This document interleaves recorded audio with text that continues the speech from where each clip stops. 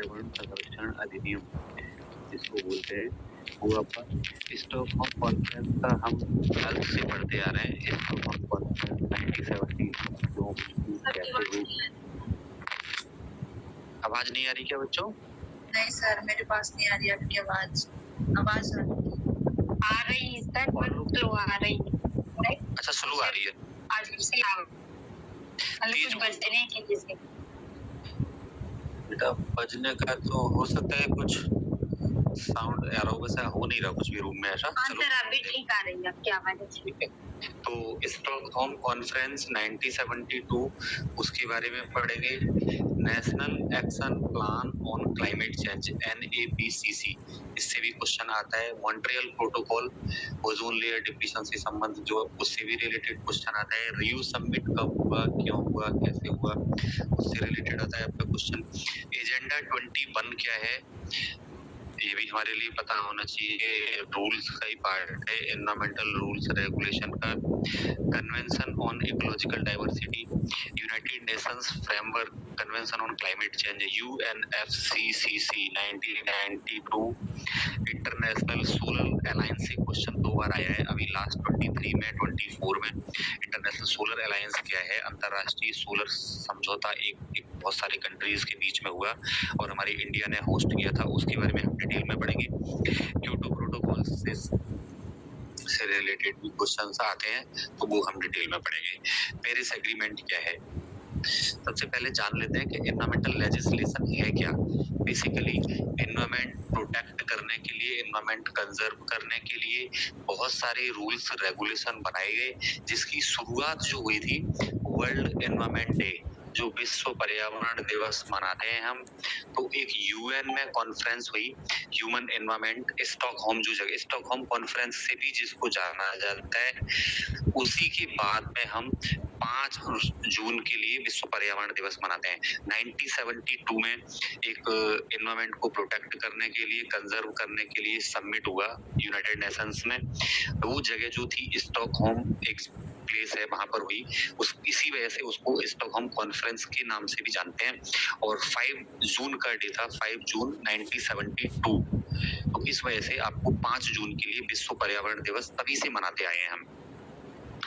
Provisions for environmental protection in the Constitution were made in 1976।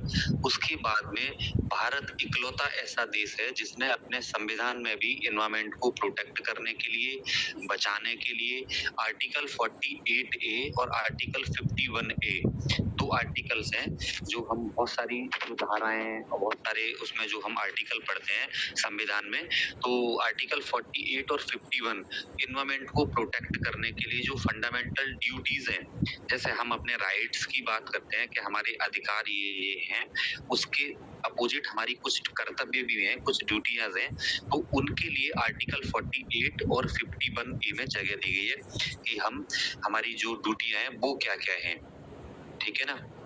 वो उसमें क्या क्या है? The provisions for environmental protection in the constitution were made in 1976। और 1976 में थ्रू 42 अमेंडमेंट हुआ, 42वां संशोधन हुआ उसमें, और उसमें फिर आर्टिकल 48A और 51A बनाया गया। This constitution include environmental protection and conservation as one of the fundamental duties. मतलब एनवायरमेंट को प्रोटेक्ट करना, कंजर्व करना हमारी एक ड्यूटीज भी है कर्तव्य के साथ में। Some of the important act passes by the government of India. और उसके बाद में एनवायरमेंट के हर एक सेगमेंट को, जिसमें air pollution, water pollution, noise pollution, soil pollution, इन सबको प्रोटेक्ट करने के लिए, बचाने के लिए बहुत सारे रूल्स बनाए गए। इसके बाद में वो कौन कौन से आपके थे? सबसे पहले 1986 में 1986 में एनवायरमेंटल प्रोटेक्शन, पूरे ओवरऑल एनवायरमेंट को प्रोटेक्ट करने के लिए एनवायरमेंटल प्रोटेक्शन एक्ट EPA जिसको बोलते हैं, वो 1986 में आया। पीरियड ऑफ 90 से जो 1970 का और दशक चल रहा था, assembly government in the installation leading to degradation of the environmental at a very high pace. तो हम एनवायरमेंट पॉल्यूशन की बात करते हैं, पर्यावरण प्रदूषण की बात करते हैं, तो वो ये नहीं कि अभी 2-4 साल 10-5 साल में हो गया, ये पिछले 40-50 साल से लगातार जो चलता हुआ धीरे धीरे डेवलपमेंट हो रहा है, धीरे धीरे पॉपुलेशन बढ़ रही है, तो उसका रिजल्ट इतना ज्यादा अब बड़े लेवल पे आ चुका है कि हमारे लिए उसको प्रोटेक्ट करने, कंजर्व करने के लिए अब भी और बहुत समय पहले से कॉन्फ्रेंसेस, सेमिनार, रूल्स, रेगुलेशन, समझौते होते थे और बड़े लेवल पे हो रहे हैं। तो उसी के तहत ये आपका एनवायरमेंटल प्रोटेक्शन एक्ट आया। इसकी जरूरत क्यों पड़ी? क्योंकि ओवरऑल सारे आज जो कहना चाहिए सेगमेंट है, air pollution, water pollution, soil pollution, noise भी आपकी इतनी ज्यादा धीरे धीरे जैसे जैसे डेवलपमेंट, अर्बनाइजेशन, इंडस्ट्रियलाइजेशन हो रहे हैं, तो उसकी तरफ भी हम जाने लगे। तो इस वजह से आपका एनवायरमेंट प्रोटेक्शन एक्ट आया। उसके बाद में जो और बहुत सारे रूल्स हम डिस्कस करेंगे वो अलग अलग सेगमेंट के लिए, जैसे air pollution prevention and control act आएगा, वो हम पढ़ेंगे, वाटर का अलग आएगा, है ना। इसका रिजल्ट क्या था? The result of this combined effort bye United Nations conference on the human environment, जो स्टॉकहोम कॉन्फ्रेंस आपकी 5 जून के लिए हुई थी, जिस सबसे 5 जून एनवायरनमेंट डे मनाते हैं 1972 में, फ्रॉम 5 to 6 जून 1972। उसके बाद में ये आया, तो उसमें डिसाइड हुआ और उसकी तभी आपका 1984 में in India the Bhopal gas tragedy 1984 में हुई, called the urgent legislation in the field of environment. उसके बाद में फिर एक अर्जेंट एक तरीके से नीड हुई इंडिया के लिए कि हमें हर एक टाइप के पॉल्यूशन के लिए अलग अलग रूल्स बनाना चाहिए। जो 1984 में आपकी भोपाल गैस ट्रेजेडी हुई, जिसमें बहुत सारे बड़े लेवल पे कहना चाहिए कि जान माल, प्रॉपर्टीज, ह्यूमन बीइंग, एनिमल्स, इन सब की लॉसेस हुआ कहना चाहिए। तो एनवायरमेंटल प्रोटेक्शन एक्ट कहता क्या है कि एक तो जो एनवायरमेंट प्रोटेक्शन एक्ट है, जितने भी रूल्स हैं वो सारे पूरे ऑल ओवर इंडिया एक्टिव रहता है। कहीं पर भी ऐसा नहीं कि कोई स्टेट इससे वो रहता हो। The act came into the force on November 1996 and extend to the whole of India. 19 November 1986 को ये आया और पूरे ऑल ओवर इंडिया के लिए कवर करता है। The act was passed to provide for protection and improvement of environment and matters connected therewith, मतलब पूरे ओवरऑल एनवायरनमेंट और एनवायरनमेंट को जो भी चीजें कनेक्ट करती हैं, एसोसिएटेड होती हैं, संबंधित होती हैं, उन सब से रिलेटेड है, ठीक है ना। The act gives certain powers to the central government to take measure for the proposed to protecting the improving the quality of the environment and to prevent environmental solution। means central government को ये rights हैं, इसके आधार पे environmental protection act 1986 के आधार पे जो rights हैं उसके पास में कि वो सारे स्टेट्स के लिए जो रूल्स रेगुलेशन है उनको स्ट्रिक्टली फॉलो कराए और जो भी उसमें गाइडलाइन है उस गाइडलाइन को फॉलो कराए। The act as an umbrella legislation design to provide a framework for central government. Central government क्या करती है? एक फ्रेमवर्क जारी करती है जो सभी के लिए फॉलो करना होता है, सेंट्रल गवर्नमेंट से कोऑर्डिनेशन करना होता है अपनी जो भी एक्टिविटीज का, और सेंट्रल गवर्नमेंट की जो बॉडी होती है एनवायरमेंटल प्रोटेक्शन एक्ट की, वो ओवरऑल सभी को मॉनिटर भी करती है, देखती भी है। इसमें आपके जो लॉज हैं वो water act, air pollution act, ये सारी चीजें इसमें आती हैं। EPA 1986 was introduced after the Bhopal gas tragedy during the Rajiv Gandhi first prime minister of our country. जब हमारी देश के प्रथम जो प्रधानमंत्री थे राजीव गांधी, उनके टाइम पे इसको इंट्रोड्यूस किया गया। इसके जो मेन फीचर्स हैं वो क्या क्या हैं?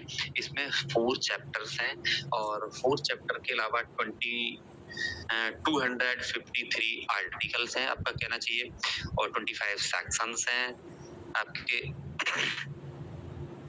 N act to provide for the protection improvement environmental condition, जो एनवायरमेंटल कंडीशंस हैं उसको प्रोटेक्ट करने के लिए, कंजर्व करने के लिए, इम्प्रूव करने के लिए इसके काम करता है। फॉरेस्ट प्रोटेक्ट के लिए, wild life in the country, to improve the quality of life और protection of environment, to coordinate the activities of the various regulatory agency already in existence। जो बहुत सारी एजेंसी एनवायरमेंट को प्रोटेक्ट करने के लिए काम कर रही थी उनसे भी कोऑर्डिनेट करता है। वो एजेंसी भी जो EPA है उससे कोऑर्डिनेट करती हैं environmental protection act central government से, और कुछ भी अगर उनको लग रहा है कि जो गाइडेंस की जरूरत है या और कुछ उसकी जरूरत है सलाह की, तो वो उससे लेती हैं। एस्टेब्लिशिंग एनवायरमेंटल लेबोरेटरी, इसके तहत जो एनवायरमेंटल प्रोटेक्शन एक्ट है तो सीपीसीबी जो सेंट्रल पॉल्यूशन कंट्रोल बोर्ड की बॉडी है वो एनवायरमेंटल लेबोरेटरी भी, क्योंकि हम किसी भी स्टेट की, किसी भी पर्टिकुलर प्लेस की एयर, वाटर, सॉइल क्वालिटी की अगर बात करें तो वहाँ की क्वालिटी अच्छी है या बुरी है, कैसे एनालिसिस करेंगे, कैसे बताएंगे, उसके लिए एनवायरमेंटल लेबोरेटरी भी इसके आधार पे ये जो एनवायरमेंटल प्रोटेक्शन एक्ट है जगह जगह वो की जाती है, एस्टेब्लिश की जाती है। कुछ डेफिनेशंस इसके अकॉर्डिंग के एनवायरमेंट क्या है, इन्होंने एनवायरमेंट ईपीए में बताया कि एनवायरमेंट क्या है, एनवायरमेंटल पॉल्यूटेंट क्या है, एनवायरमेंटल पॉल्यूशन क्या है इसके अकॉर्डिंग। तो एनवायरमेंट क्या है, included does water, air and land at the interrelations which exist among the between water, air and land, human beings, other living creatures, plants, micro organism and property. Means environment according to EPA, environmental protection act के आधार पे environment की definition क्या है, जिसमें includes होते हैं क्या, वाटर, एयर, लैंड और इंटर रिलेशनशिप, इनके साथ में जो inter relation with exist among and between water, air and land, human beings, other living creatures जैसे plants, micro organism and property. Section 2 में ए पार्ट में बताया गया है ये। ऐसा ही एनवायरमेंटल पॉल्यूटेंट जो पर्यावरण प्रदूषक की बात करते हैं, मींस वो क्या है, एनी सॉलिड और लिक्विड गैसियस सब्सटेंस हैं जो क्या करते हैं, concentration is may be to tend और इंजीरियस, उनकी कंसंट्रेशन पावर इतनी कम या इतनी ज्यादा होती है कि वो एनवायरमेंट की सिचुएशन के लिए, एनवायरमेंट में जो गैसेस हैं उनको इतना पॉल्यूटेड कर देते हैं जो इंजीरियस एक तरीके से ह्यूमन हेल्थ के लिए और लिविंग ऑर्गेनिज्म के लिए हो सकती है। वो एनवायरमेंटल पॉल्यूटेंट कहलाते हैं। मतलब ऐसी गैसेस, ऐसे सब्सटेंस जो सॉलिड हो सकते हैं, लिक्विड हो सकते हैं, उनकी प्रेजेंस से पर्यावरण में जो गैसें हैं उनमें प्रदूषक के रूप में वो काम करती हैं, और उनके कांटेक्ट में अगर ह्यूमन बीइंग या लिविंग ऑर्गेनिज्म और भी जो कोई आता है तो वो किस कैटेगरीज में, पॉल्यूटेंट की कैटेगरीज में आ जाता है, और कहना चाहिए कि वो ह्यूमन बीइंग के लिए, लिविंग ऑर्गेनिज्म के लिए हार्मफुल होता है। ठीक है ना। Central government most powerful under, मतलब सेंट्रल गवर्नमेंट की एक पावरफुल रूल है, इसके तहत मतलब किसी भी स्टेट के लिए कुछ भी जो अथॉरिटी है उसके आधार पे अगर आपका कोई भी स्टेट बहुत ज्यादा एयर पोल्यूशन कर रहा है, कोई इंडस्ट्री एयर पोल्यूशन कर रही है, वाटर पोल्यूशन कर रही है, या फिर आपका कुछ भी आपका सॉइल पोल्यूशन कर रही है, लैंड पे मतलब जो एग्रीकल्चर लैंड है उस पे आपका डिस्टर्बेंस बहुत ज्यादा हो रहा है, डिग्रेडेशन हो रहा है, तो कहना चाहिए सेंट्रल गवर्नमेंट के हाथ में अथॉरिटी होती है, उसके आधार पे वो उसको क्लोज कर सकती है, टेम्परेरी कर सकती है, पार्शियली कर सकती है या फुल्ली कर सकती है ना, वार्निंग दे सकती है उनके लिए, है ना। Central government is most powerful, आपका general powers of central government, ये भी आपकी कुछ पावर्स के बारे में बताएगा। Take all necessary measure to environmental protection, coordinate the act of state government से डिस्कस कर सकते हैं, lay down standard environmental quality and pollutant, उसके लिए अलग स्टेट के लिए जो सेंट्रल गवर्नमेंट है वो अलग ले डाउन मतलब लेआउट बना सकती है, रूल्स बना सकती है। एग्जीक्यूट नेशन वाइड प्रोग्राम्स, कुछ हमारे लिए अगर जरूरत है कहीं कहीं पर तो नेशन वाइज मतलब जो एरिया है, एरिया वाइज हम एनवायरमेंटल अवेयरनेस प्रोग्राम कुछ वो भी कर सकते हैं, वो क्या लोग अवेयर कैसे हो कहीं पर अगर ऐसी प्रॉब्लम है। इंस्पेक्टिंग जो उसकी परमिसेस में जितनी भी इंडस्ट्रीज आती हैं तो वहां पे इंस्पेक्शन कर सकती है कभी भी randomly. Preparation of codes of conduct guides, जो रूल्स रेगुलेशन है, कोड ऑफ कंडक्ट है, वो भी आप ये बना सकती है इसके रूल्स के आधार पे। The central government may appoint officers and trust with such powers and functions, it may be ड्रीम फिट, जो हमें लगता है अपनी अथॉरिटी की पावर का इस्तेमाल करके ये वो भी कर सकते हैं, अपने ऑफिसर्स भी बैठा सकते हैं स्टेट में जब उनको अगर लग रहा है तो। Central government it's empowered to issues directions to any person, officers or any authority। अपने जो पावर के आधार पे वो किसी के लिए भी मतलब वो कर सकती है। कोई ऑफिसर हो, कोई पर्सन्स हो, कोई अथॉरिटी हो, चाहे वो आपकी गवर्नमेंट अथॉरिटी क्यों ना हो, जैसे जो नगर निगम है, नगर पालिकाएं हैं, अगर वो भी वहां पर अगर कुछ इस टाइप का कर रही हैं तो अगर वो अपने अधिकारों का प्रयोग करके उसके लिए पेनल्टी लगा सकती है या फिर कुछ पनिशमेंट कर सकती है ना, तो वो भी उनकी पावर में आता है। The central government empowered to make rules to regulate environmental pollution following matters, मतलब जो ये सारी चीजें सॉइल के लिए standard of quality of air, water और soil, the maximum allowance limits to pollutants, जो इंडस्ट्री से निकलने वाले पॉल्यूटेंट्स हैं उनके लिए भी वो प्रोटोकॉल डिसाइड कर सकती है जो भी उनके लिए लग रहा है। Safe guards, prevention of accident, जो जितनी भी इंडस्ट्रीज हैं तो वो अपने एम्प्लॉय के लिए प्रोटेक्शन के रूप में जो सेफ गार्ड्स हैं, प्रिवेंशन, एक्सीडेंट को कम करने के लिए वो रूल्स रेगुलेशन एस्टेब्लिश कर सकती है अकॉर्डिंग टू ईपीए। और क्या कहता है, no person industries allowed to pollute environment, मतलब कोई सी इंडस्ट्री, कोई पर्सन इसके लिए एक्सेप्शनल नहीं है, कोई छूट नहीं सकता। सेक्शन 7 कहता है ये कि सभी के लिए रूल्स बराबर है, कोई भी इंडस्ट्री चाहे वो गवर्नमेंट हो, प्राइवेट हो, कोई पर्सन ऐसा हो, सबके लिए रूल्स बराबर है, कोई पॉल्यूटेड नहीं कर सकता एनवायरनमेंट को। Procedures and process are laid down to control pollution, इसके लिए जो भी प्रोसीजर्स आपको बनाना है वो बना दे। Monitoring authority can carry out inspection, जो मॉनिटरिंग में लोग लगे हुए हैं वो अपना कैरी आउट करें, इंस्पेक्शन करें। Power to take small as per prescribed procedure, जो प्रेस्क्राइब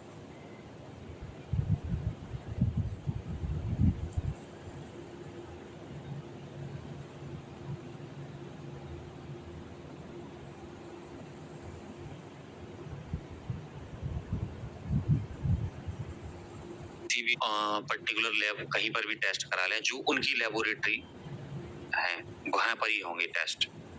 इसके तहत वो पेनल्टीज वगैरह जो है वो क्या क्या लगा सकती है, पेनल्टी एज पनिशमेंट आपका जो ईपीए के according, whoever contravenes the provisions of the act, maximum punishment up to 7 years, 7 year तक पेनल्टी कर सकती है वो।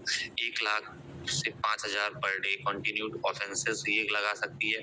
फॉर डिफॉल्टर कॉमर्सिस और body corporate director to partners are prosecuted, ये सारे के सारे उसमें आ जाते हैं। To government act is also applicable to the government departments and HOD is prosecuted. देखो कितनी अच्छी इन्होंने बात बताई कि ये जो एक्ट है उनके लिए भी एप्लीकेबल है, चाहे कोई गवर्नमेंट डिपार्टमेंट हो या फिर कोई एचओडी हो, मतलब कोई सीनियर कोई डिपार्टमेंट ऑफ हेड हो किसी भी सोसाइटी का, जैसे जो आप किसी भी गवर्नमेंट बॉडी का, उसके लिए भी रूल्स रेगुलेशन उतना ही काम करता है। या गवर्नमेंट की कोई एजेंसी है जो पॉल्यूशन कर रही है या फिर रूल्स रेगुलेशन का वायलेशन कर रही है, उनके लिए भी उतना ही कहना चाहिए एप्लीकेबल है। स्टॉकहोम कॉन्फ्रेंस 1972 है, ये क्या है आपका, किसके लिए आई है ये, कब हुई थी? The Stockholm conference 1972 was held 15 to 16 जून, 5 से 16 जून के बीच 1972 में the United Nations conference, United में यूएन में कॉन्फ्रेंस हुई ह्यूमन एंड एनवायरमेंट के ऊपर। The focus of the conference by the state, the global environment and the relationship between economic, science and environment in political context, जिसमें आपके सारे देशों के जो पॉलिटिकल लीडर थे वो एक कलेक्टिवली इकट्ठे हुए और जो 1 हफ्ते 10 दिन लगभग ये कॉन्फ्रेंस चली, उसमें इकोनॉमी के बारे में, साइंस के बारे में, एनवायरमेंट के बारे में, कि कैसे हम एनवायरमेंट को बिना लॉस पहुंचाए विज्ञान की ओर प्रगति करें और अपने अपने देशों की जो इकोनॉमी है उसको डेवलप करें, ग्रो करें। ये इसमें बताया गया था। The emphasis was solving environmental problems, जो एनवायरमेंटल प्रॉब्लम्स सारे कंट्री फेस कर रहे थे उनको सॉल्व करने के लिए, but without ignoring social, economic and developmental policy factor. Without ignoring social economic का मतलब हम बिना ग्रोथ को रोके हुए, ऐसा नहीं कि हम ग्रोथ को बिल्कुल स्टॉप करके तब हम एनवायरमेंट प्रोटेक्ट करें, ऐसा नहीं। इसमें जो बात हुई वो ही विदाउट इग्नोरिंग सोशल इकोनॉमी, मतलब हम सोशली भी, इकोनॉमिकली भी और डेवलपमेंट भी कंटिन्यू, हमारा सतत विकास जो कहते हैं, कंटिन्यू हम विकास भी करते बढ़ते रहे, हमारी इकोनॉमी भी ग्रो होती रहे, ऐसा विकास करें तो इन्वायरमेंट को बिना लॉस करें। उसके बारे में इसमें इनका एक ऑब्जेक्टिव था, India play a very significant contributory role in this conference. India ने एक महत्वपूर्ण भूमिका अदा करी, महत्वपूर्ण रोल अदा किया इस कॉन्फ्रेंस में। This conference lay down foundation of environmental legislation in India. इस कॉन्फ्रेंस के लिए जो स्टॉकहोम कॉन्फ्रेंस है, इसके लिए एक फाउंडर कहना चाहिए, कॉन्फ्रेंस कहनी चाहिए, फाउंडर आपकी वो कहनी चाहिए, मीटिंग कहनी चाहिए कि इस कॉन्फ्रेंस के बाद ही इंडिया में जो डिफरेंट डिफरेंट रूल्स एनवायरमेंट के अलग अलग कंपोनेंट, एयर वाटर सॉइल को या और भी किसी भी पार्ट को प्रोटेक्ट करने के लिए आए। इस कॉन्फ्रेंस के बाद में ये रिजल्ट निकला कि हमें एनवायरमेंट को प्रोटेक्ट करने के लिए बहुत सारे रूल्स बनाने की जरूरत है। तो ये एक फाउंडर कॉन्फ्रेंस के रूप में the conference lay down foundation of environmental legislation, एक फाउंडेशन के रूप में, नींव के रूप में काम किया इसने। National action plan on climate change, NAPCC क्या है बेटा? थोड़ा सा अब जैसा 2:45 हो गया, अगर एक बार कॉल कनेक्ट हो जाती है तो आप लोग समझ जाना कि क्लास ओवर हो चुकी है, क्योंकि जो लैपटॉप का चार्जर है वो आज मैं भूल गया हूँ, इसमें बैटरी बस थोड़ी सी है। ठीक है ना बच्चों?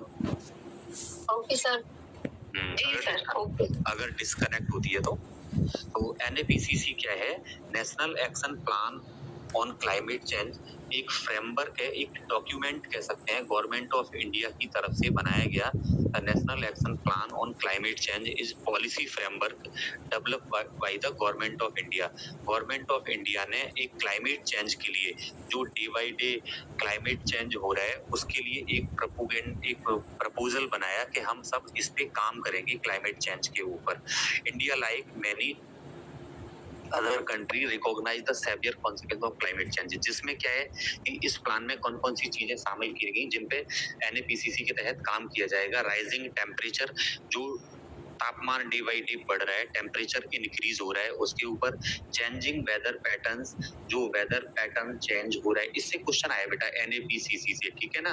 तो इसको थोड़ा सा ध्यान रखना, मैं उनको बताते जाता हूँ आपको बीच बीच में।